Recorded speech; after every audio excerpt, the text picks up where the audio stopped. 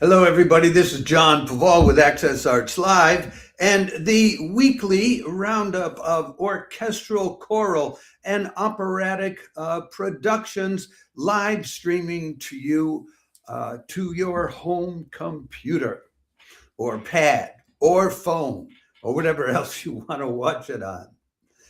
We have an interesting lineup this week of about 7 different live streams. From Mariinsky in Moscow to La Scala in Milan, from Berlin Phil to the Detroit Symphony, from Sao Paolo Phil to the Boston Phil, and an electric guitar concerto in Espoo, Finland. And I'm here to tell you all about these various fun-filled live streams that are going on today. Before I go any further, let me remind you, if you like this kind of high-quality performances, do yourself a favor, follow Access Arts Live on Facebook, YouTube, Instagram especially, or TikTok, Threads, LinkedIn, and X, if that's where you prefer to find us, if that's where you hang out. We want you to be able to find us just by, slipping across the page on whatever social media platform you hang out on the most. And we promise in return, we will make sure you get more than 1,000 live links to live performances of this kind of high quality music and also opera and ballet and theater when we can find any. So let's get with today's programming. We already have something that's going on in a little over an hour from now. I'm live streaming to you from Stockholm, Sweden, the pearl of the Nordic regions. It's about 6 o'clock in the evening here, noon on the East Coast, 9 in the morning on the West Coast. And in just about an hour, the Mariinsky Theater will be live streaming. They are live streaming the Northern Lyre International Festival this week. And the second of those live streams is today, April 9th, when their Mariinsky's own soloist since 2011, the harpist Sofia Krupskaya, plays Valerie Kitka's Scottish Rhapsody and Edward Kaspersky's Ascension. There will be a lot of other music in this concert. There's Nikolai Koltin on percussion, Faris Chariston on kanun, Zhu Cheng playing the guzheng, Marina Vaise on the organ. There's a string quartet and the Mariinsky Chamber Chorus. So it's a big production. They have things like the Chinese song Jasmine Flower and Moonlight Night on the Spring River. They've got Rachmaninoff's Romance of a Young Gypsy from the opera Aleko. They've got Syrian folk music performed on the kanun, and Gustav Mahler's Ich bin der Welt abhanden gekommen. I am lost to the world, from the song cycle that he wrote based on poems by Rückert, as transcribed by Sofia Krupskaya herself. So that's the first thing that we have going today, and it's not exactly orchestral, but it's a big stage production. So I thought I would tell you all about it. Then we move on to the next production, which will be starting tomorrow. It's Friday, Saturday, Sunday, Monday when we have live streams of big stage productions for you this week. So let's talk about this next one, kicking off tomorrow. You don't get to hear a concerto for electric guitar and symphony orchestra every day, but you can on April 10th, Friday, as Tapiola Sinfonietta plays an electric guitar and symphony concerto composed by its longtime artist partner, Marci Nyman, with up-and-coming Swiss composer Nina Haug at the podium and Nyman himself on the guitar. That'll be at 5:30 in the evening European time, 11:30 in the morning on the East Coast, 8:30 in the morning on the West Coast. Nyman's been artistic partner of Tapiola since 2013. They premiered a number of his compositions, a children's concert called Ave Hukasa, which means the lost key, an orchestral work called Stimmung, Fearless Beauty, and a violin concerto with Antti Tikkanen as the soloist. Nina Haug is a Swiss conductor. She's currently based in Oslo, where she's participating in what they call their Dirigent Forum, which gets her working with Nordic orchestras like the Swedish Radio Symphony, the Bergen Phil, the Trondheim Symphony. She's also a pianist, got her master's at the Sibelius Academy, and she'll be conducting concerts with, besides Tapiola, the Kristiansand Symphony Orchestra this year, and the Magdeburg Phil. So now there's going to be a light show with this, light and smoke, laser lights and smoke, with the sonographer Jonas Tikkanen doing all of that. They'll start out with Kaija Saariaho's Lichtbogen. She was the Finnish Parisian composer, passed away just a year or two ago, and it was inspired by the Arctic sky and the Northern Lights. And the laser show is going to be doing the Northern Lights for you. Then they'll do Brett Dean's Carlo, which he composed with respect to the life of the composer Carlo Gesualdo, who murdered his wife and her lover. So that's kind of grim. And then they'll do Marzi Newman's Concerto for Electric Guitar and Orchestra No. 2. So apparently this is the second concerto for electric guitar. I don't know. But we are warned the performance contains bright lights and theatrical smoke. So this is a pretty now music kind of phenomenon for those of you who like now music. You know, music composed for now that you're seeing the first time it happens. Okay. So after that, what else is there on Friday? Well, there is a half an hour after that on Friday. There's another concert, which I will just tell you about briefly. I'll try to put out a separate notice for you before it happens tomorrow. Wagner lovers, it's Rheingold time, Friday, April 10th. April 10th, as noted conductor Kirill Petrenko leads his Berlin Philharmonic in a concert performance of Das Rheingold with Christian Gerhaher as Wotan, Gi-Hoon Kim as Donner, Thomas Atkins as Fro, Brenton Ryan as Lodge, and Leigh Melrose as Alberic. That'll be at 6 p.m. European time, noon on the East Coast, 9 a.m. on the West Coast, 2 o'clock at night down under in Australia, a little earlier, more like midnight if you're in Perth on the West Coast. Well, if you're a Wagner lover, here's your chance to hear Wagner in Berlin, conducted by a top German conductor. As I said, I'll try to put out a separate piece to tell you a little more about the five main singers in this before 6 o'clock in the evening tomorrow, so you can have some background on it. But that's Kirill Petrenko in the picture there. You know, he's a top guy. Who's next, John? Well, who's next is later in the evening on Friday, coming out of Minnesota.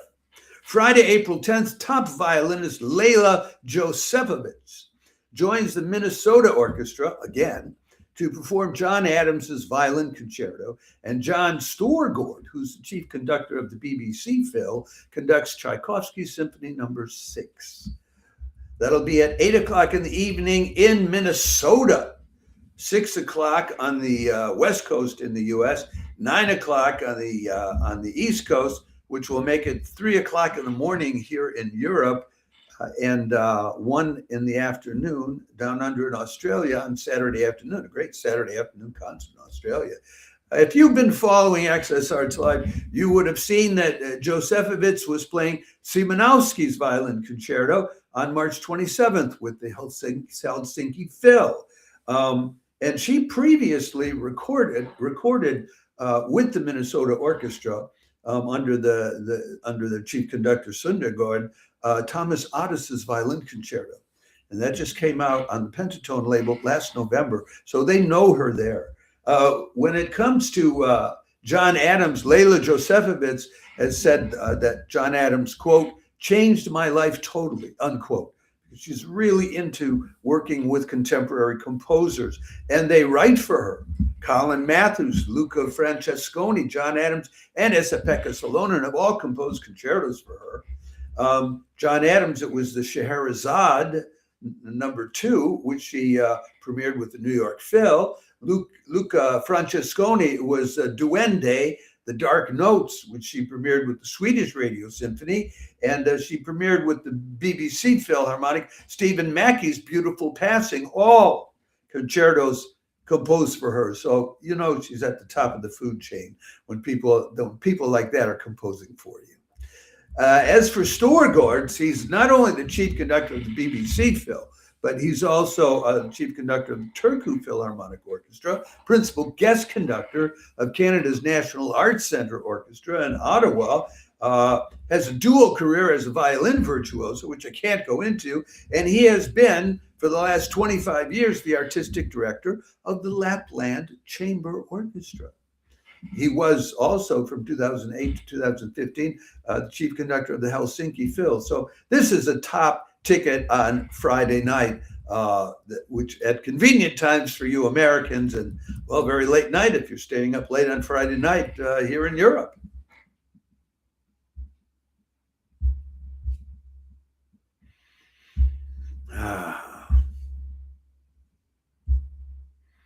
Who else do we have to tell you about this week? Next up, we're on to Saturday. I think we have 3 live streams to tell you about on Saturday, one after another. The Sao Paolo Symphony continues its Saturday matinee live streams with a program of opera selections by Wagner, Debussy, and Strauss, with top violinist Daniel Lozakovich coming along to play his acclaimed version of Tchaikovsky's Violin Concerto in D major, Opus 35. I'll tell you what I mean about acclaimed in just a bit. That will be at 4:30 in the afternoon in Brazil, 3:30 in New York City, 12:30 noon in Los Angeles, and 9:30 in the evening here in merry old Europe on their YouTube channel. Free of charge. Everything I'm telling you about is free of charge, except where I don't. And I forgot to mention your Berlin Symphony's Das Rheingold. That will cost you €9.90. They don't give it away. This will be Wagner's Tristan and Isolde, the Prelude and LIVEstreams.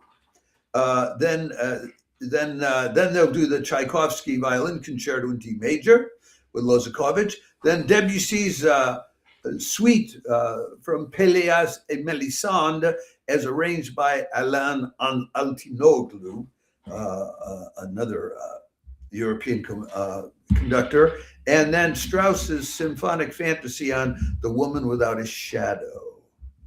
This is a first tour of South America by the conductor here, who is French conductor Fabien Gabel.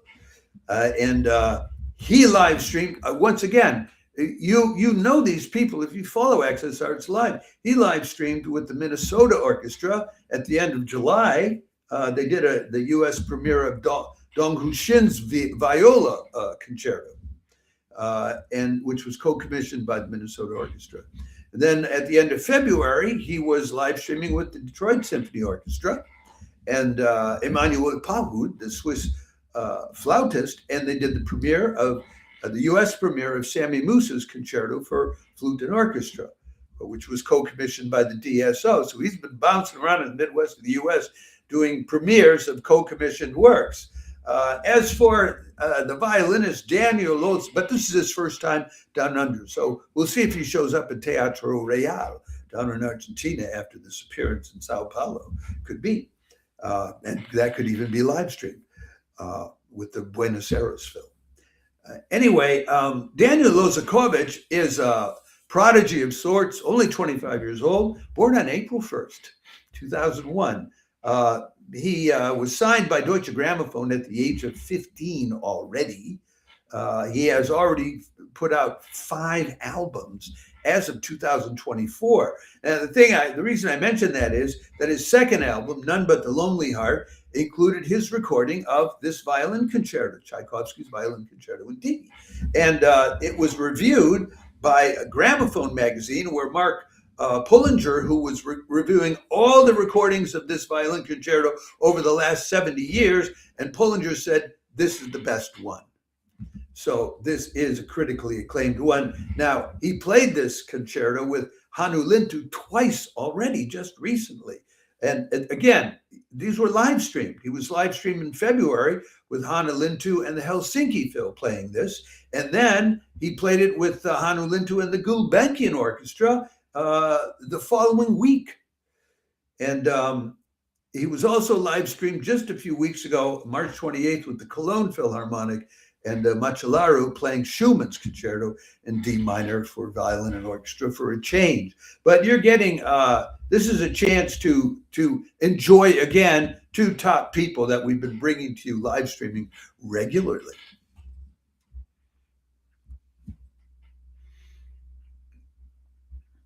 And the hits continue because this next concert that I want to tell you about is one of my favorites. Let me get the right picture up for you. There she is, Tabita Berglund. Boy, do I like the way she conducts. Norwegian conductor Tabita Berglund brings the Nordic repertoire to the Detroit Symphony, along with Swedish-Norwegian violinist Johan Dahlene, playing Finnish composer Eino Juhani Rautavaara's Cantus Arcticus, Sibelius's Violin Concerto, and selections from Edvard Grieg's Peer Gynt Suite. Berglund is the principal guest conductor of the Detroit Symphony Orchestra for a 4-year period. That started last year, and this year she assumed the same title with the Dresdner Philharmonic. So she shuttles up and back between the two of them. She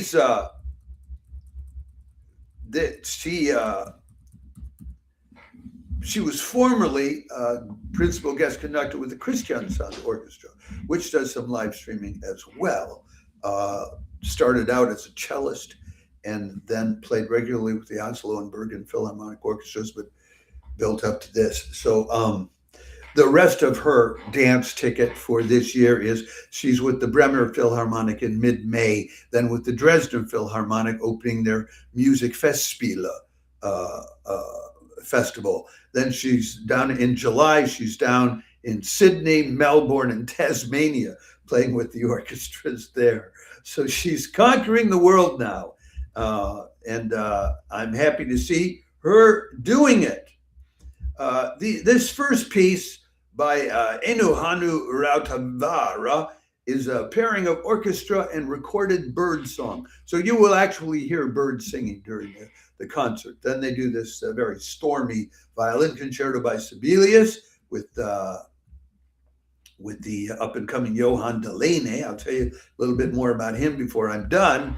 And then they do the Grieg's incidental music to Ibsen's Peer Gynt, which is, crowd-pleasing music. The Detroit audience, I am sure, is going to love it. The parts they're doing from Peer Gynt are the Brüllupsgarden at the wedding, and then they do Peer Gynt Suite Opus 2, number 55, and Peer Gynt Suite number 1, Opus 46.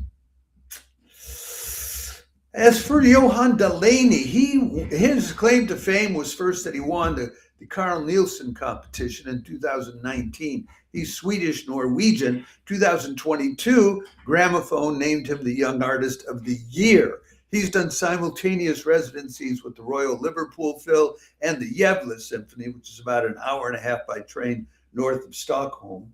I'm trying to remember who it is who's the chief conductor at Gävle. It might be Sundergaard, actually, who's with Minnesota. Anyway, and he's starting up a new collaboration with the British Royal Phil. He's had a concerto written for him already by Tebogo Monadgotla, and another one composed for him by Gidre Slekit, which he did the world premiere of with the Royal Stockholm Phil, and John Storgard's, who's with Minnesota. I was telling you about his conducting on Friday evening in Minnesota. He's performing this year with Thomas Sundergaard in Minnesota at the Leipzig Gewandhaus Orchestra with Sakario Ramo, who spent a lot of time in Stockholm. with Esa-Pekka Salonen and the San Francisco Symphony. So it's onward and upward for this guy. And by now he's become a regular guest at places like Wigmore Hall. So he studied at the Royal College of Music in Stockholm. I used to live like 100 yards from that. Studied with Janine Jansen there. It's hard to study with anybody better than that. So this should be a top concert. Tabita Berglund, I just love her conducting and the choices she makes this is a 2-week Northern Lights Festival, so there will be more next week. This week it's Finland and Norway. Next week it'll be Denmark and Sweden. Go get it. Okay. All right. I probably spent too much time talking about that, but I'm a real fan of Tabita Berglund. Part of this great wave of women composers who perform with such energy. And I just love the dynamism of these young women composers. Sometimes you see these older men composers and they're just kind of like moving their wrist like that and said, yeah, well, I can conduct without budging. And I'm not impressed. I'm absolutely not impressed by that. Okay, let's move on for one more concert on Saturday. It's Mahler time again at the Boston Philharmonic. As its founder and chief conductor, the near legendary Benjamin Zander is conducting Mahler's Third on Saturday, April 11th, with top mezzo-soprano Dame Sarah Connolly joining in to sing Mahler's setting of Nietzsche's Midnight Song, what is often referred to in the literature as Mahler's poignant setting of the Midnight Song. That'll be at 8 o'clock in the evening Eastern Time, 5 o'clock on the West Coast, 2 o'clock in the morning here in Europe, and noon down under in Australia on Sunday. It's referred to as Mahler's Nature Symphony. And the description of the different parts is, in the first part, the description is Pan awakes, summer comes marching in, the Bacchic procession. Then the second part is what the flowers in the meadow tell me, what the animals in the forest tell me, what humanity tells me, what the angels tell me, and what love tells me. I have heard that they may be closing at the end of this year, that next year may be their last year. I'm not sure, but I've heard that.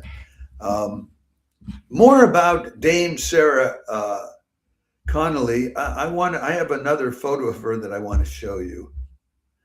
That's in her on her webpage that she shares with us. And that's how Dame Sarah Connolly started out as a young girl when she had to fight with her parents to get the musical training that she wanted to have. And it took her a long time to achieve the dame status and the fame that she had. Before I get to that, she was with the Boston Phil a year ago, which was live streamed. You could have seen her in that doing Mahler's Symphony No. 2. And later this spring, she's on a Mahler kick. She'll be doing Mahler's Second in Aalborg, Denmark, end of the month. Mahler's Third in Stavanger, Norway in May. And then for a change, she'll be doing Peleus and Melisande in Aldeburgh in June with the Mark Wigglesworth from the Bournemouth Symphony Orchestra. She started out with the BBC Singers, who told her, you should go solo. She got breaks with William Christie and Les Arts Florissants and with the New York City Opera in the early 2000s, but she still was not a huge hit, did not have the huge background. She was in her mid-30s, I think, before she really had big breakthroughs in the early 2000s. And now, decades later, Lloyd Schwartz of Musical America is quoted in the program notes for this as saying, the achingly poignant British contralto, Dame Sarah Connolly, is still at the top of her form. Okay, still at the top of her form, meaning, are you already envisaging when she won't be? But it has been a couple of decades of a top career. So if you're a Mahler lover or an opera singing lover, this is a great occasion for you. And if you're a choral music lover, the Chorus Pro Musica, the Radcliffe Choral Society and the choristers of St. Paul's Choir School are all in on this performance live stream on Saturday. And then finally, we have one more live stream to tell you about.